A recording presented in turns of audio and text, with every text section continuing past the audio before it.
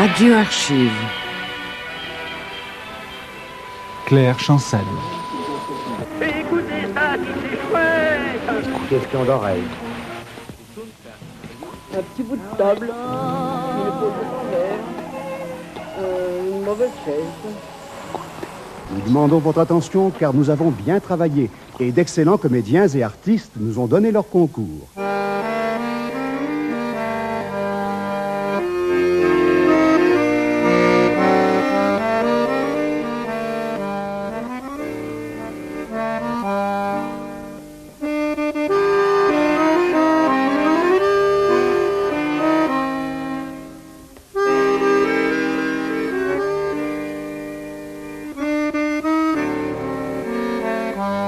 Docteur Céline. Dans le cadre d'une quinzaine Claude Bernard en 1963, Paul Chambrion proposait ce portrait de Céline, romancier expérimental, avec Marcel Bozuffi, Alain Cuny et les voix de Pierre Brasseur, Michel Simon, Arletty et Louis-Ferdinand Céline. À l'accordéon, Fred Alban.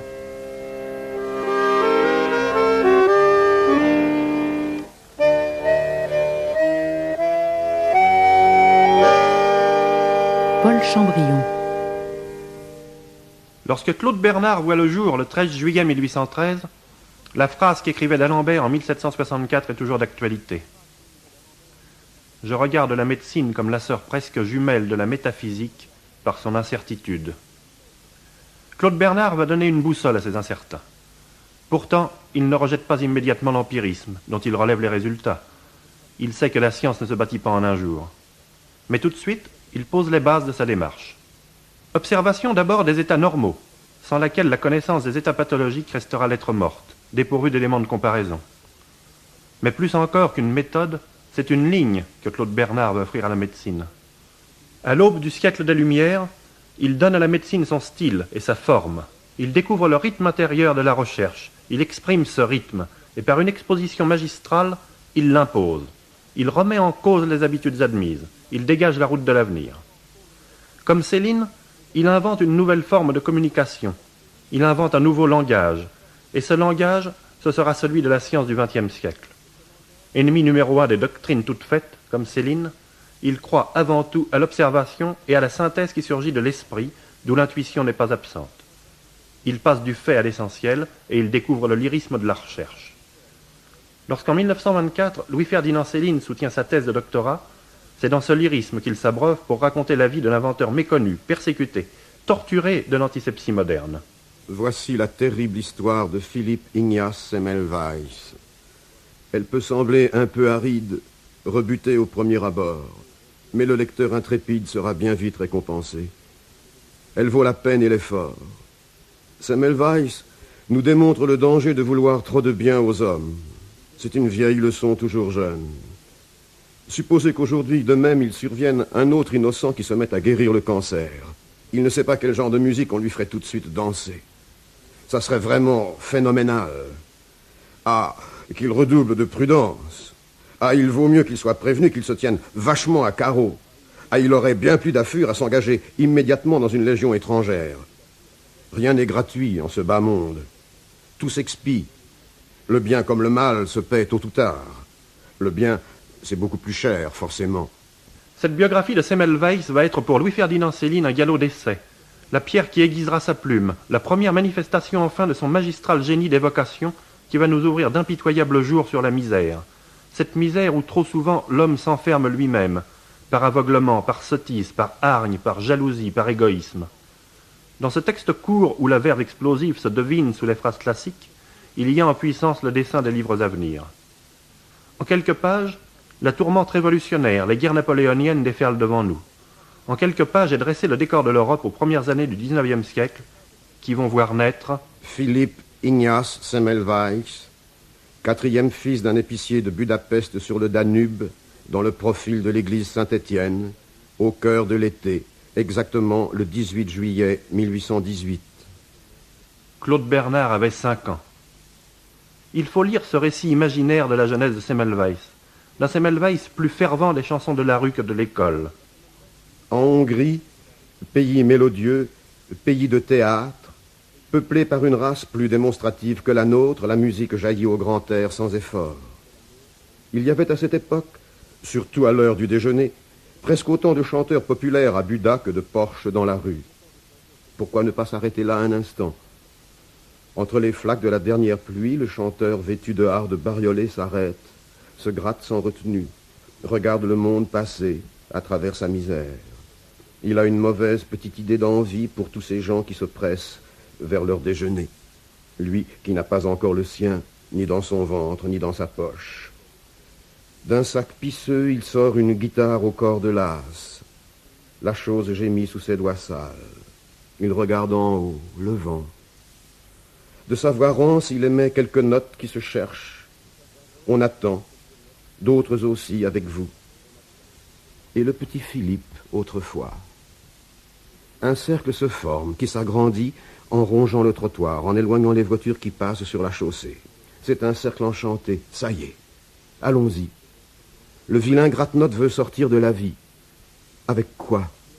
Avec ça. On verra bien, suivons-le. Un bout de chemin dans le rêve. Ces chansons-là ne sont ni gaies ni tristes. Elles sont riches de la magique substance, ou bien elles en sont dépourvues. Celles qui sont pauvres, on les oublie, mais celles qui sont riches vont au cœur. Aussi bien que la grande musique, elles font comprendre le divin. Seulement, pour la grande musique, il faut être au moins un peu instruit, musicien. Pour aimer la chanson du peuple, la vraie, il suffit d'aimer l'amour, d'avoir du sentiment. Et puis, les paroles, ça aide. Écoutez, dans l'âme toute surprise, toute joyeuse d'être libérée d'un peu d'ombre, le charme de ces 4 notes assemblées. 4 notes lumineuses, c'est le don de courage, des forces d'espérance que le talent donne à ceux qui ne savent pas, qui ne sont pas assez joyeux, assez croyants, assez sincères, assez forts pour être heureux. Pourtant, Semmelweis sait s'arracher aux délices de la rue. Il accomplit ses études classiques et à 19 ans, il s'en va apprendre le droit à Vienne, capitale d'alors. Mais bientôt cette matière le rebute. Il découvre sa véritable vocation.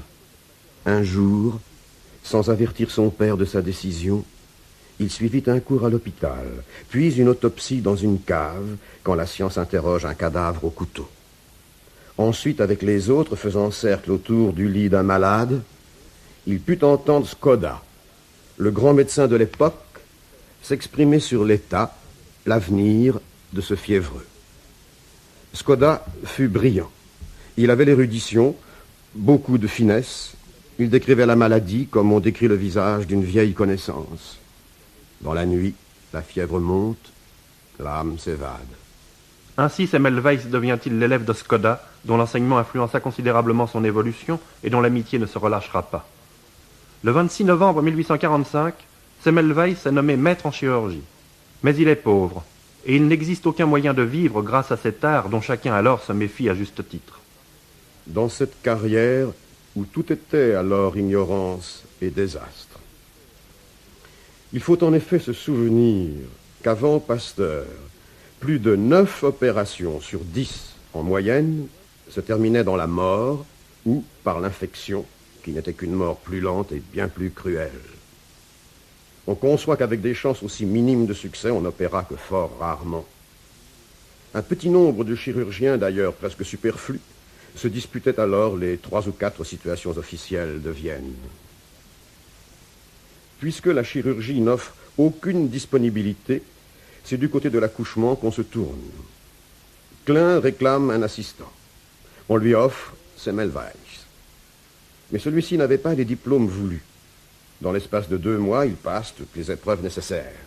Le 10 janvier 1846, Semmelweis est docteur en obstétrique, et le 22 février, il est nommé assistant de Klein, directeur d'un des pavillons de maternité de l'Hospice général de Vienne. Le 22 février va commencer une lutte implacable contre l'ignorance, la sottise, la méchanceté, contre la nuit. À cette époque, la fièvre puerpérale faisait d'atroces ravages parmi les accouchés. Empiriquement, Semmelweis découvre la raison de ces hécatombes. Avant de pratiquer le toucher sur les parturientes, les élèves de l'hôpital se livraient à la dissection. Cette pratique qui nous révolte aujourd'hui, elle semblait alors inoffensive, normale. Pour obtenir que les étudiants et que les maîtres eux-mêmes s'astreignent à la désinfection, au lavage des mains, Opération qu'ils estiment inutile, absurde, voire déshonorante, Semmelweis va mettre en jeu sa carrière, sa réputation, sa raison, sa vie même.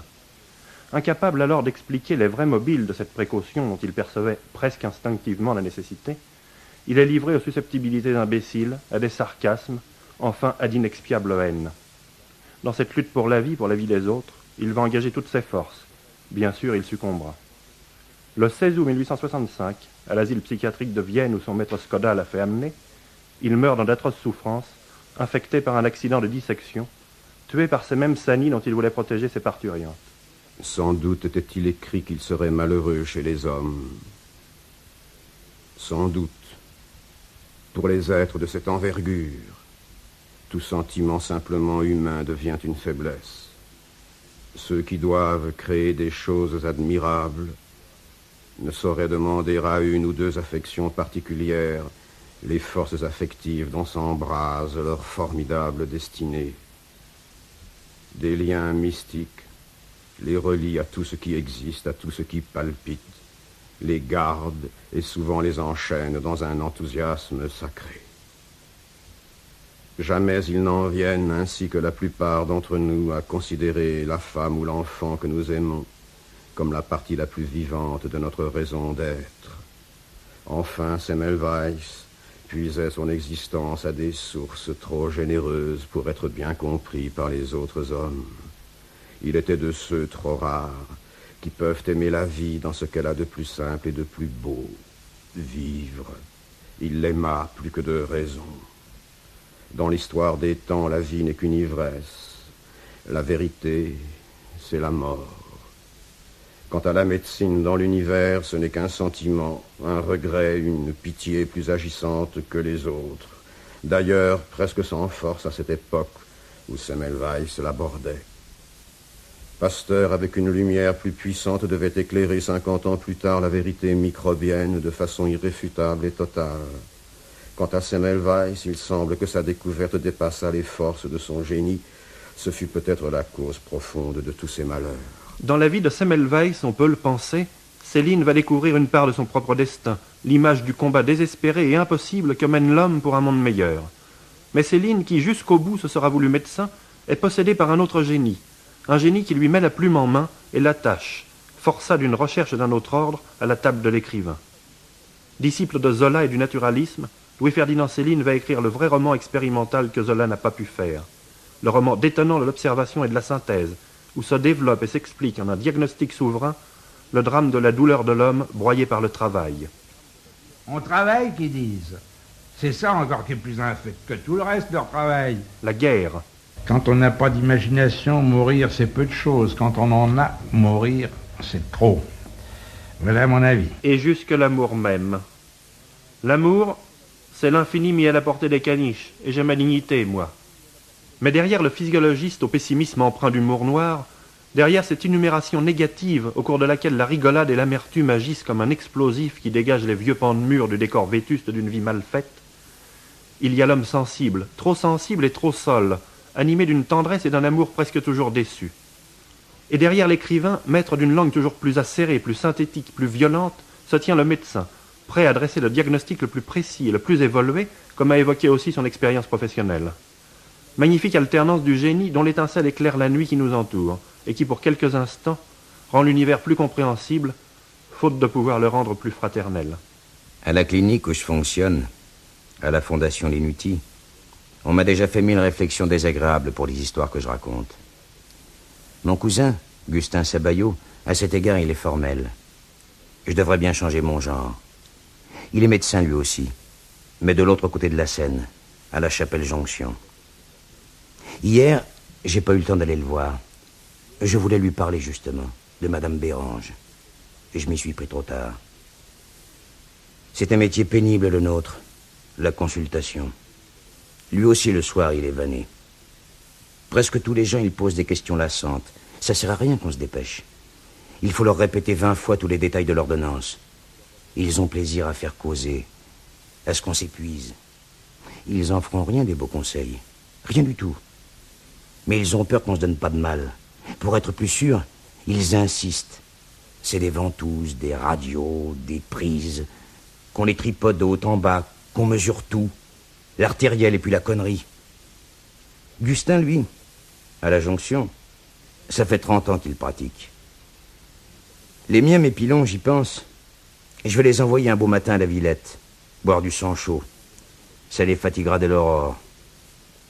Je ne sais pas bien ce que je pourrais faire pour les dégoûter. Enfin, avant-hier, j'étais décidé d'aller le voir, le Gustin, chez lui. Son bled, c'est à 20 minutes de chez moi, une fois qu'on a passé la Seine. Il faisait pas joli comme temps, enfin tout de même je m'élance. Je me dis, je vais prendre l'autobus. Je cours finir ma séance. Je me défile par le couloir des pansements. Une gonzesse me repère et m'accroche. Elle a un accent qui traînaille, comme le mien. C'est la fatigue. En plus, ça racle. Ah, ça, c'est l'alcool. Maintenant, elle pleurniche. Elle veut m'entraîner. Venez, docteur, je vous en supplie. Ma petite fille, mon Alice. Serrure ancienne, c'est à 2 pas. Je ne suis pas forcé d'y aller. En principe, moi, je l'ai fini, ma consultation. Elle s'obstine. Nous sommes dehors. J'en ai marre des aigrotants. En voici 30 emmerdeurs que je rafistole depuis tantôt. J'en peux plus. Qu'ils toussent, qu'ils crachent, qu'ils se désossent, qu'ils s'empédèrent, qu'ils s'envolent avec 30 000 gaz dans le croupion, je m'en tartine. Mais la pleureuse, elle m'agrafe. Elle se pend vachement à mon cou. Elle me souffle son désespoir. Il est plein de rouquins. Je suis pas de force à lutter. Elle me quittera plus. Quand on sera dans la rue des Casses, qui est longue, et sans lampe aucune, peut-être que je vais lui refiler un grand coup de pompe dans les miches. Je suis lâche encore. Je me dégonfle. Je monte. Je m'asseye enfin. La petite môme porte des lunettes. Je me pose à côté de son lit. Elle joue quand même un peu encore avec la poupée. Je vais l'amuser à mon tour. Je suis marrant, moi, quand je m'y donne. Elle n'est pas perdue, la gnarde. Elle respire pas très librement. C'est congestif, c'est entendu. Et je la fais rigoler. Elle s'étouffe. Je rassure la mère. Elle en profite, la vache. Alors que je suis paumé dans sa crèche pour me consulter à son tour. C'est à cause des marques des torgnoles qu'elle a plein les cuisses. Elle retrousse ses jupes. Des énormes marbrures. Et même des brûlures profondes. Ça, c'est le tisonnier. Voilà comme il est, son chômeur.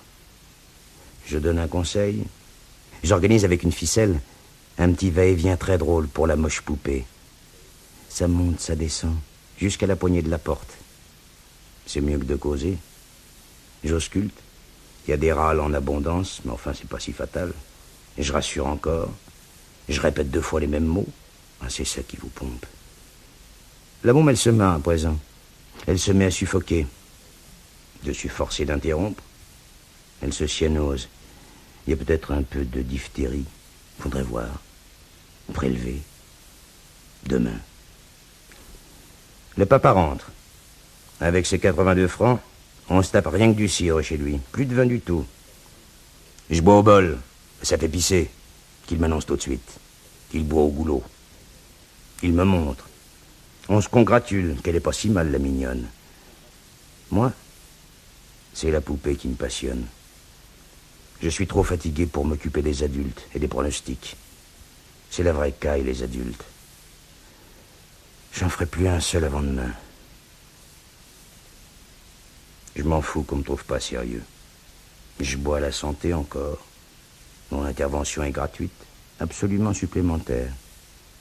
La mère me ramène à ses cuisses, je donne un suprême avis, et puis je descends l'escalier. Sur le trottoir, voilà un petit chien qui boite. Il me suit d'autorité. Tout m'accroche ce soir. C'est un petit fox, ce chien-là. Un noir et blanc. Il est perdu, ça me paraît. C'est ingrat, les chômeurs d'en haut. Qu'ils ne me raccompagnent même pas. Je suis sûr qu'ils recommencent à se battre. Et je les entends, qui gueulent. Louis-Ferdinand Céline porte le fait de ce métier terrible, ce dernier des métiers, médecin de banlieue. Il emporte aussi les fruits, l'expérience, les enseignements. Médecin de banlieue aux années 30, au lendemain de la grande conflagration, d'une conflagration où la poudre à canon ne se mêle pas encore au DDT. Moi, je m'étais trouvé pour la pratique un petit appartement au bord de la zone. d'où j'apercevais bien des glacis. Et l'ouvrier, qui est toujours dessus, à regarder rien, avec son bras dans un gros coton blanc, blessé du travail, qui sait plus quoi faire et quoi penser, et qui n'a pas assez pour aller boire et se remplir la conscience. Tout le monde toussait dans ma rue. Ça occupe. Pour voir le soleil, faut monter au moins jusqu'au Sacré-Cœur, à cause des fumées. De là, alors, c'est un beau point de vue. On se rend bien compte que dans le fond de la plaine, c'était nous, et les maisons où on demeurait. Mais quand on les cherche en détail, on les retrouve pas. Même la sienne. Tellement que c'est laid. Et pareillement laid, tout ce qu'on voit. Plus au fond encore, c'est toujours la Seine à circuler, comme une grande glaire en zigzag d'un pont à l'autre. Quand on habite au Rancy, on se rend même plus compte qu'on est devenu triste. On n'a plus envie de faire grand-chose, voilà tout. À force de faire des économies, surtout, à cause de tout, toutes les envies vous sont passées. Pendant des mois, j'ai emprunté de l'argent, par-ci par-là. Les gens étaient si pauvres et si méfiants dans mon quartier qu'il fallait qu'il fasse nuit pour qu'ils se décident à venir me voir. Moi, le médecin pas cher pourtant. J'en ai parcouru ainsi des nuits et des nuits, à chercher les 10 francs et les 15 francs, à travers les courettes sans lune. Au matin, la rue devenait comme un grand tambour de tapis battus. Ce matin-là, j'ai rencontré Weber sur le trottoir. Il gardait la loge de sa tante, parti dehors aux commissions. Lui aussi soulevait un nuage du trottoir avec un balai. Weber, qui ne ferait pas de poussière dans ces endroits-là, sur les 7 heures, passerait pour un fameux cochon dans sa propre rue. Carpette secouée, signe de propreté, ménage bien tenu. Ça suffit. On peut plus de la gueule, on est tranquille après ça. Weber avalait toutes celles qu'il soulevait de poussière, et puis celles aussi, on lui envoyait des étages. Il arrivait cependant, au pavé, quelques taches de soleil, mais comme à l'intérieur d'une église, pâles et adoucies, mystiques. Weber abandonna sa carpette pour me souhaiter le bonjour. De toutes les fenêtres, on nous regardait parler ensemble. Tant qu'il faut aimer quelque chose, on risque moins avec les enfants qu'avec les hommes. On a au moins l'excuse d'espérer qu'ils seront moins carnes que nous autres plus tard. On ne savait pas. Sur sa face livide, dansait cet infini petit sourire d'affection pure que je n'ai jamais pu oublier. Une gaieté pour l'univers. Peu d'êtres en ont encore un petit peu après les 20 ans passés de cette affection facile, celle des bêtes. Le monde n'est pas ce qu'on croyait, voilà tout. Alors, on a changé de gueule. Et comment? Puisqu'on s'était trompé. Tout de la vache qu'on devient en moins de 2. Voilà ce qui nous reste sur la figure après 20 ans passés. Une erreur. Notre figure n'est qu'une erreur. Hé, qu'il me fait, Weber. Docteur, pas qu'on en a ramassé un place des fêtes cette nuit, qu'il avait la gorge coupée avec un rasoir. C'était-il vous qui étiez de service? C'est-il vrai? Mais non, c'était pas moi de service, Weber. C'était pas moi. C'était le docteur Frolichon. Tant pis. Tant pis parce que ma tante, elle a dit qu'elle aurait bien aimé que ce soit vous. Vous lui auriez tout raconté. Ce sera pour la prochaine fois, Weber. C'est souvent, hein, qu'on en tue des gens par ici, a remarqué Weber encore. La tante à Weber rentrait des commissions. Elle avait déjà pris le petit verre. Il faut bien dire également qu'elle reniflait un peu les terres. Habitude contractée, alors qu'elle servait chez un médecin et qu'elle avait si mal aux dents de sagesse. Il ne lui en restait plus que 2 des dents, par devant, mais elle ne manquait jamais de les brosser. Quand on est comme moi, qu'on a servi chez un médecin, on connaît l'hygiène. Elle donnait des consultations médicales dans le voisinage, et même assez loin, jusque sur Beson.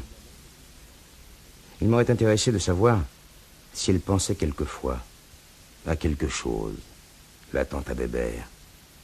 Elle ne pensait à rien. Elle parlait énormément, sans jamais penser. Quand nous étions seuls, sans indiscret alentour, Elle me tapait à mon tour d'une consultation. C'était flatteur dans un sens. Bébert, docteur, faut que je vous dise, parce que vous êtes médecin, c'est un petit saligot. Il se touche. Je m'en suis aperçu depuis 2 mois. Et je me demande qui a pu lui apprendre ces saletés-là. Je l'ai pourtant bien élevé, moi. Je lui défends. Mais il recommence. Mais dites-lui qu'il en deviendra fou, conseillais-je. Classique. Bébert qui nous entendait n'était pas content. Mais je me touche pas. C'est pas vrai. C'est le môme Gaga qui m'a proposé. Voyez-vous, je m'en doutais, fit la tante. Dans la famille Gaga, vous savez, ceux du 5e, c'est tous des vicieux. Le grand-père, il paraît qu'il courait après les dompteuses. Hein? Je vous le demande, des dompteuses. Dites-moi, docteur, pendant qu'on est là, vous pourriez pas lui faire un sirop pour l'empêcher de se toucher? Je l'ai suivi jusque dans sa loge pour prescrire un sirop anti-vice pour le môme Bébert. J'étais trop complaisant avec tout le monde, et je le savais bien. Personne ne me payait. J'ai consulté à l'œil, surtout par curiosité. C'est un tort. Les gens se vengent des services qu'on leur rend. La tante à Bébert en a profité comme les autres de mon désintéressement orgueilleux. Elle en a même salement abusé. Je me laissais aller, mentir. Je les suivais. Ils me tenaient, pleurnichaient les clients malades, chaque jour davantage, me conduisaient à leur merci. En même temps, ils me montraient de laideur en laideur tout ce qu'ils dissimulaient dans la boutique de leur âme. Et ne le montraient à personne, qu'à moi. On ne paiera jamais ces hideurs assez chères. Seulement, elles vous filent entre les doigts, comme des serpents glaireux.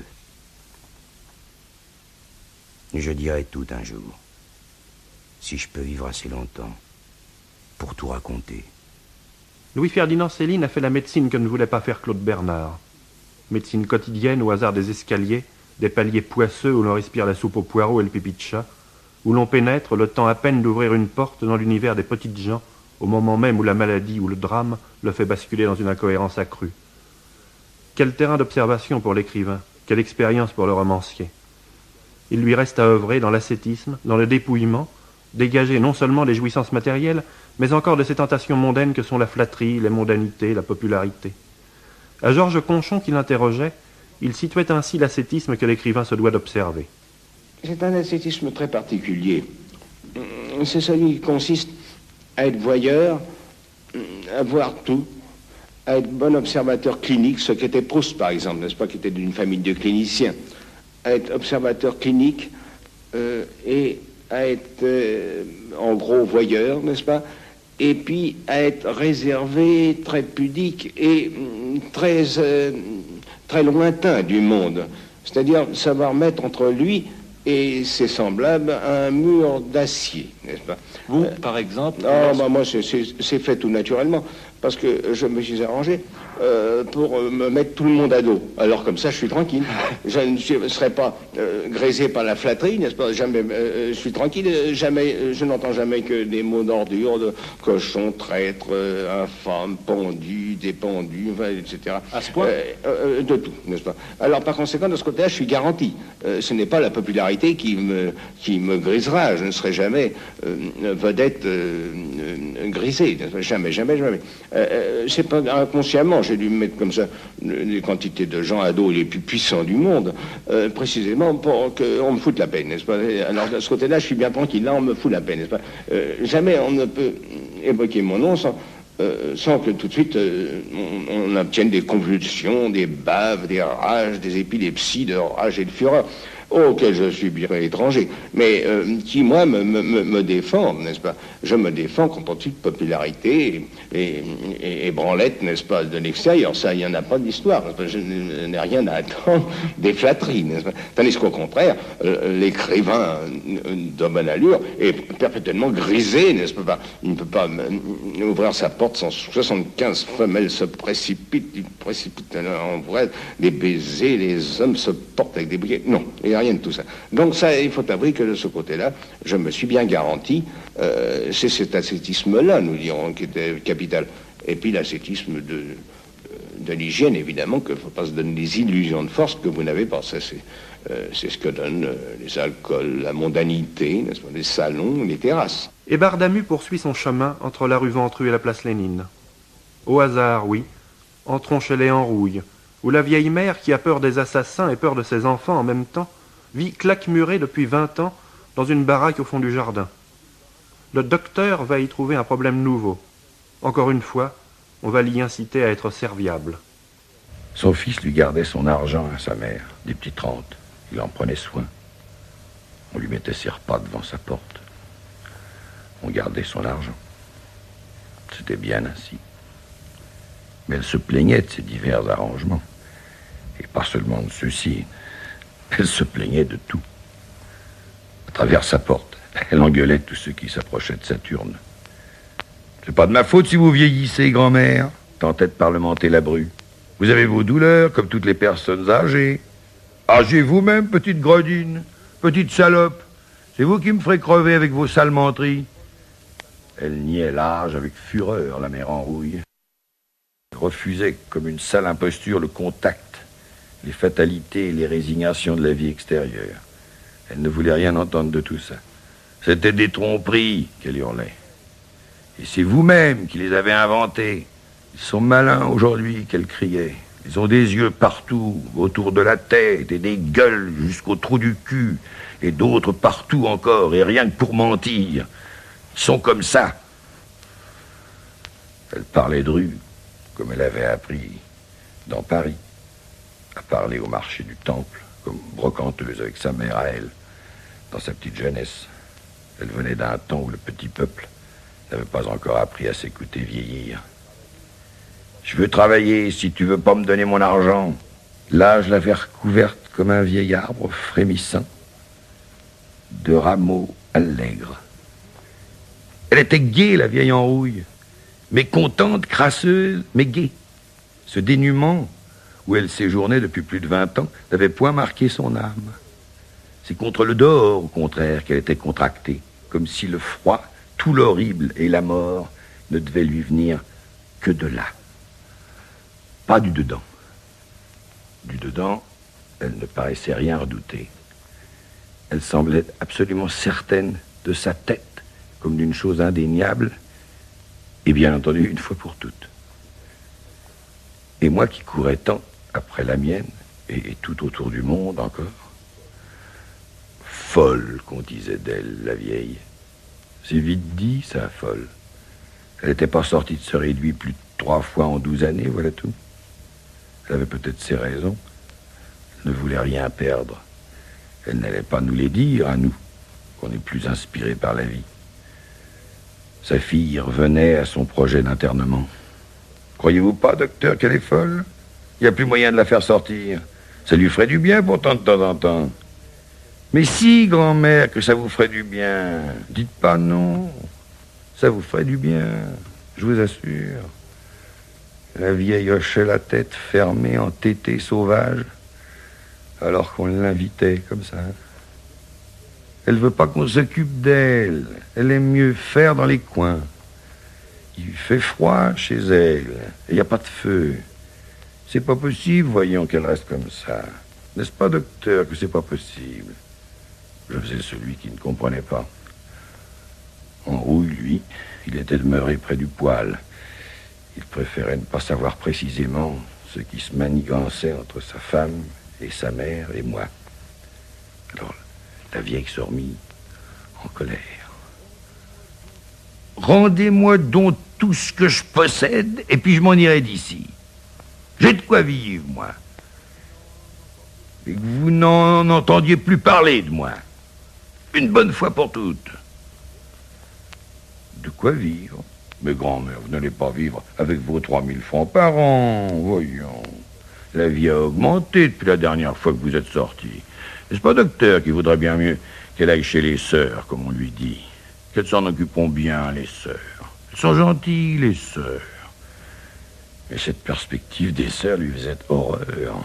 Chez les sœurs, qu'elle sort biffa tout de suite. J'ai jamais été, moi, chez les sœurs. Pourquoi que j'irais pas chez le curé pendant que vous y êtes? Hein? Si j'en ai point assez d'argent, comme vous dites, ben j'irai encore travailler. Travailler, grand-mère, mais où ça? Oh, docteur, écoutez cette idée, travailler à son âge, à 80 ans bientôt. C'est de la folie, ça, docteur. Qu'est-ce qu'il voudrait d'elle? Mais grand-mère, vous êtes folle. Folle? Personne, nulle part. Et vous y êtes bien, vous, quelque part, sale caca. Écoutez-la, docteur, maintenant qui délire et qui m'insulte. Comment voulez-vous que nous la gardions ici? La vieille fille face alors de mon côté à moi son nouveau danger.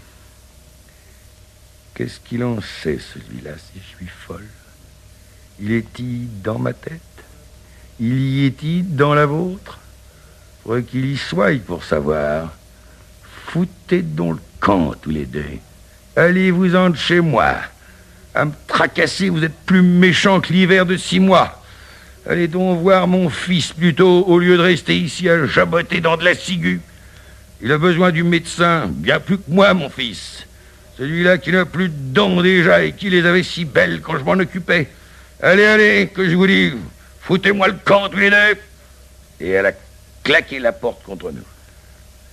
Elle nous épiait encore par derrière sa lampe, à nous éloigner par la cour. Mais l'évocation de cette servitude et de ces sanies, ce n'est que le côté négatif d'un métier qui a sa grandeur. Dans une conversation avec l'ethnologue Jacques Daribeaude, publiée par la revue L'Erne, Louis-Ferdinand Céline évoque son enfance. Il dit « J'avais une admiration énorme pour les médecins.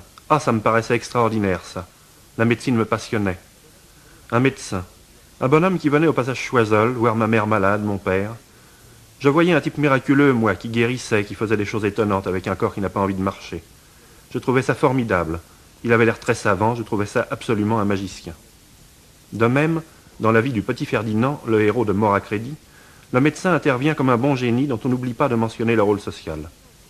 Comme il y avait juste 10 ans qu'il faisait partie de la coccinelle, mon père, il a eu des vacances. 15 jours et payés. Qu'on s'en aille comme ça tous les 3, c'était pas très raisonnable. C'était des sommes folles. Mais il faisait un été terrible et dans le passage, on en crevait. Moi surtout qui étais le plus livide, qui souffrait de croissance. Je tenais plus en l'air d'anémie. On a été voir le médecin, il m'a trouvé inquiétant. C'est pas 15 jours, c'est 3 mois qu'il lui faudrait au grand air. Voilà comment il a parlé. Votre passage qu'il a dit en plus, c'est une véritable cloche infecte. On n'y ferait pas venir des radis. C'est une pissotière sans issue. Allez-vous-en. Il était si catégorique que ma mère est rentrée en larmes. Il a fallu qu'on trouve un joint. On ne voulait pas taper trop fort dans les 3000 francs d'héritage. Ils ont donc alors résolu de tenter encore les marchés. Mers, Onnival et surtout Dieppe. Il a fallu que je promette de me tenir tout à fait peinard, de plus bombarder les cadrans, de plus obéir aux voyous, de plus quitter ma mère d'un pouce. J'ai juré tout ce qu'on a voulu, d'être sage et même reconnaissant, qu'en revenant je ferais bien des efforts pour passer mon certificat. Ainsi rassurés sur mon compte, ils ont dit qu'on pouvait partir. On a fermé le magasin. On irait d'abord à Dieppe avec ma mère, se rendre compte un mois d'avance. Madame Divonne viendra regarder de temps à autre s'il ne se passait rien d'insolite pendant notre absence. Papa, il nous rejoindrait plus tard. Il ferait la route en bicyclette. Il passerait 2 semaines avec nous. Dans l'esprit de l'enfant, le médecin est sans nul doute un personnage supérieur. Il domine les circonstances de la vie. Mais dans la réalité, on l'a vu, c'est un homme comme les autres, soumis aux difficultés de chaque jour, enchaîné à un épuisant apostolat. Puis, dans la guerre, comme tout le monde, il lui semble porter en plus de son propre fardeau celui de la misère des pauvres qui ont recours à lui, qui ont confiance et admiration, comme avait jadis le petit Ferdinand. Ah, c'est un hiver rigoureux. Ça, on peut le dire. La Seine va charrier des glaçons. On s'y attend. J'ai vu ça du pont de Bruyère. Si ça siffle. La nature n'est pas clémente pour les personnes dans le besoin. Une bise, une rigueur. La petite montagne d'Argenteuil en est toute gelée, avec son moulin. Elle arbore grand manteau de neige. La traîne éparpille, enveloppe les maisons, poudre les toits, trempe à la rive, émiette à l'eau. à grands remous passants, à volte autour des arches. Ah, c'est un hiver rigoureux. La plaine en nappe, jusqu'au remblai, loin, loin là-bas, étale tout son blanc, joue à la russe, au vent des steppes, à sifflant tourbillons dansant, et flocons et poudres. L'usine tout au froid, dressée, brandit au ciel ses 4 tours, effilée, plus haute que les nuages, en plein flamboiement. Demain il fera encore plus froid.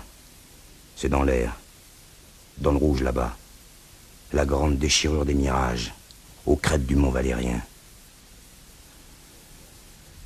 Comme tout ceci accable le tordu cyclone, acharné à vent de boue, époumoné à sa fourche, morveux, les jantes en ficelle, 4 poireaux dans son tender, arrachés, valsant ding-dong, de rigoles en fondrière, de pavés en flaques. Il peut plus, il met pied à terre, il va renifler au parapet, il se mouche, il réfléchit contre le vent, ça lui prend la tête, il ose plus bouger de froid. Et il faut passer quand même.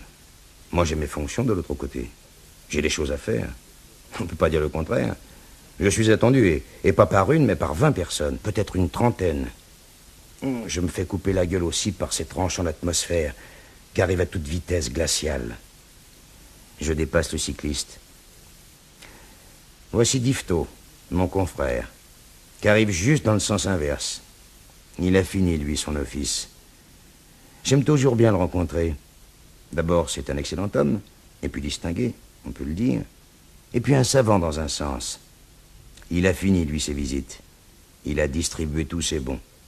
C'est à mon tour, à présent, de reprendre l'infirmière, le tampon, de faire de la peine à personne, d'obliger tout le monde dans le malheur. Ah, c'est pas commode, ni propice, vu la rareté des transports, les pénuries d'arrivage, le hic des médicaments, le lolo qui vient plus du tout, Bicose, les chemins de fer qui déconnent, qui trouvent plus à se réchauffer, et le Susuc qui est du Nord, qui veut plus descendre, et les bubbers qui sont de l'Ouest, qui veulent plus entendre rien, qu'on n'a pas vu depuis des semaines. La médecine devient difficile quand les malades mangent presque plus. Et il me remarque aussi, Difto, que ça devient vraiment ardu. Et c'est un homme bien pondéré. Que les parents se rendent pas compte du fond des choses. Que du lait en boîte, il n'y en a plus. Surtout le sucré qui venait de Suisse. Mais de la Suisse, ils s'en foutent, les parents. Ils y croient pas, à la Suisse. C'est l'ornière qui les intéresse. Ils vous l'agitent juste dessous le nez pour qu'on se rende compte comme il est froid, comme il est blême. Et qu'il tousse, et sans chaleur. Vu qu'il n'y a pas eu un dé de carbi dans toute la cagne depuis 6 semaines, et que ça peut pas durer toujours. Que c'est pas le sirop qui arrange tout. Même le Décessart, ce qui est parfait, de quel secours. Maniable, calmant, irremplaçable remède. Mais pour guérir au pôle Nord. Et les vieillards qui refroidissent fatalement plus vite que tout le monde. Vu qu'ils sont déjà presque gelés, qui étaient si contents de leur tisane. Comment qu'on va leur réchauffer? Leur rhumago, leur bourdaine. C'est des problèmes qui dépassent l'homme. Difto en était bien d'avis. Bonne volonté ne suffit pas. Ni la science, ni les connaissances. Il y a des fatalités qui arrivent, qui sont rigoureuses et terribles. Sensible, Difto. Oh, sensible. Et bienveillant. Vraiment un homme de qualité.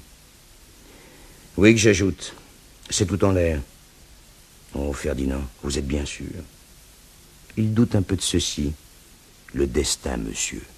Le destin. Il me fâchait sans doute. Je m'impatiente facilement. Vous voyez là-bas, la plaine, après la folie, Charlesbourg. Les flocons s'engouffrent.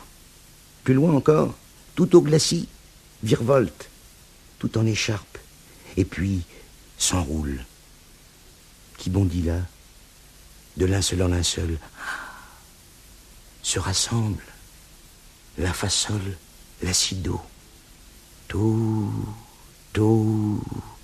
je n'ai plus rien, tout, tant pis mon ami, tant pis, que le charme joue, tout, chimère, voilà, chimère. Nous partîmes à rire tous les deux tellement la neige tourbillonnait, à vertige, à furieuse volute, à nous aveugler. Nous fûmes éloignés l'un de l'autre, de vive force. Je poursuivais mon chemin, à contre-bourrasque.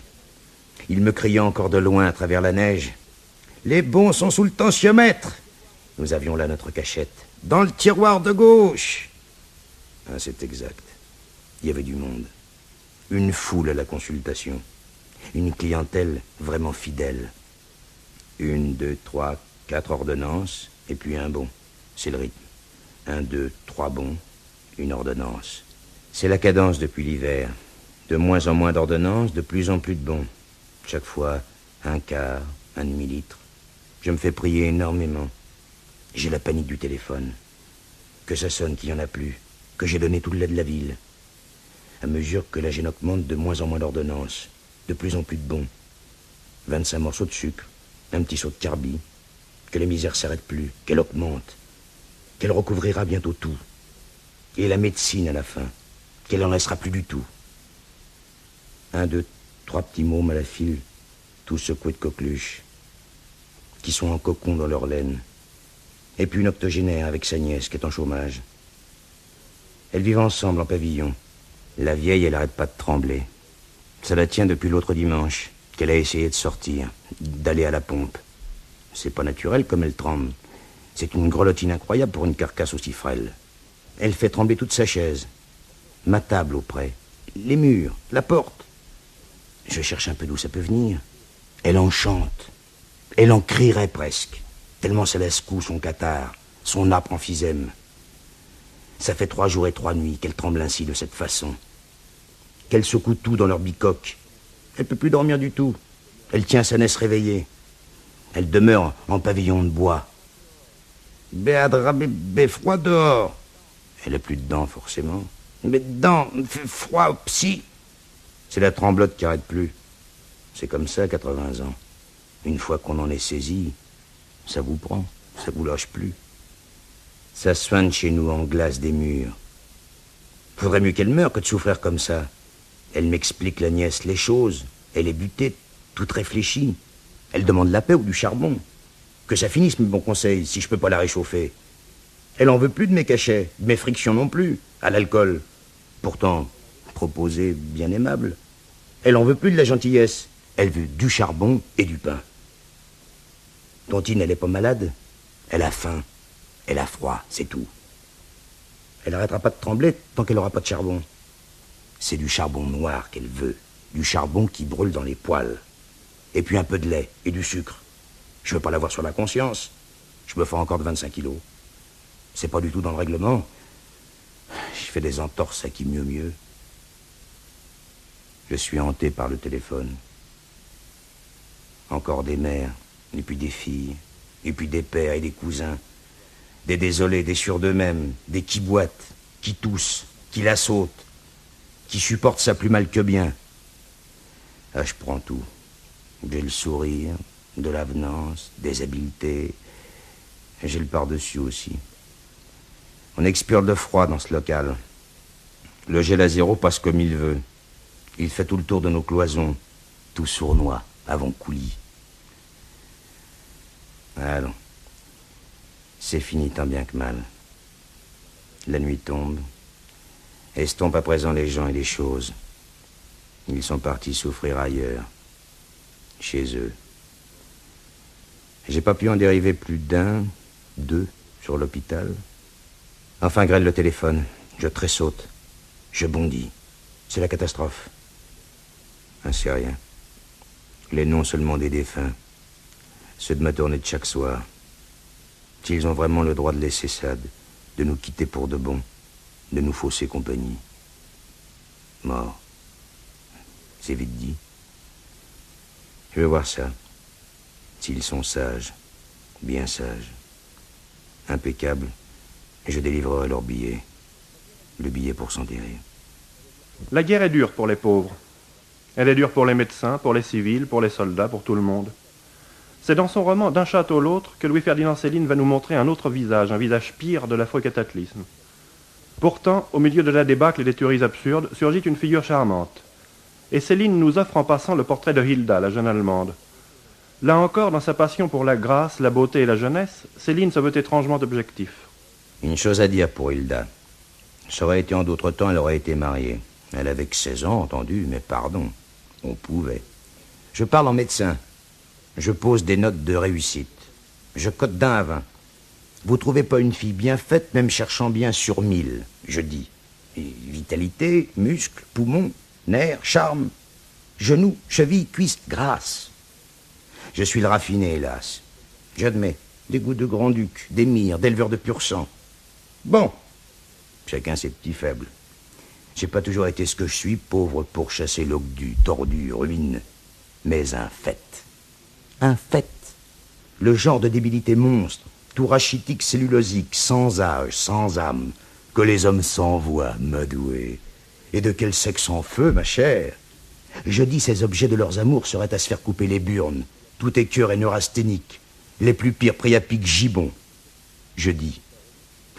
Ah, mais au fait, l'île d'Aromitz, elle faisait, jugé sec, 16 sur 20, au concours animal des filles. Je suis très de l'avis de Poincaré. Tout phénomène de la nature que vous ne pouvez pas mesurer n'existe pas. Ainsi pour les dames et les charmes. Le diable qu'elles approchent, 4 sur 20. Au plus, concours des beautés compris. La moyenne esthétique est rare.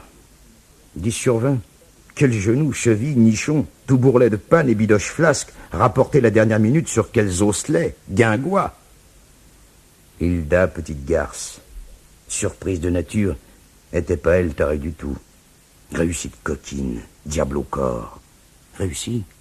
Enfin, 16 sur 20. Je parle de tout en vétérinaire, en sorte de raciste. La terminologie du monde, peu ou prou, salonnière, proustière, me rendrait facilement assassin. La note. Que la note. Côté. Pas autre chose. Retroussez-vous. Voyons. Combien? Horticulteur, si vous voulez. Je veux vous froisser en rien. La fleur. Apprécions la fleur. Pétales, tiges. Donnons-lui une note.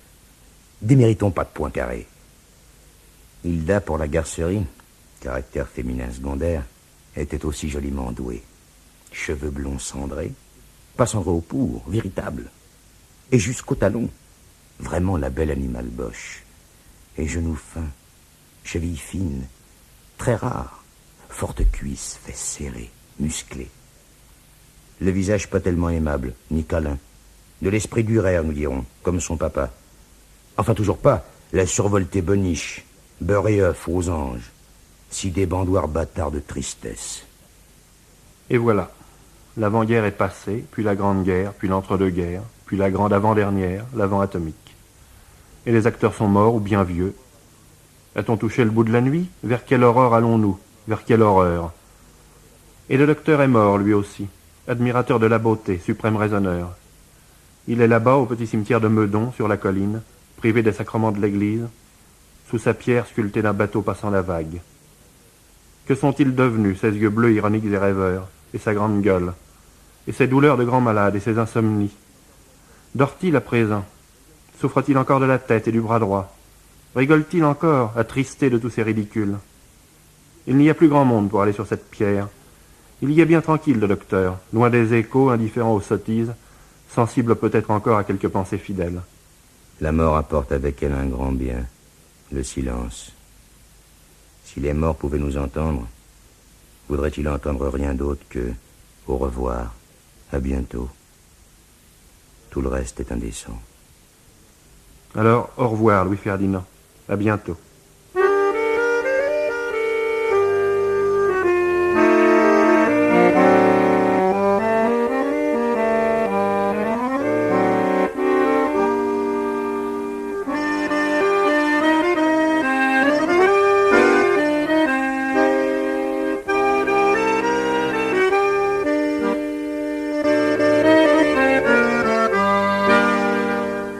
Radio Archives de Claire Chancel. Docteur Céline. Un portrait de Louis-Ferdinand Céline, romancier expérimental, par Paul Chambrion. Un document de 1963 réalisé par Georges Gravier.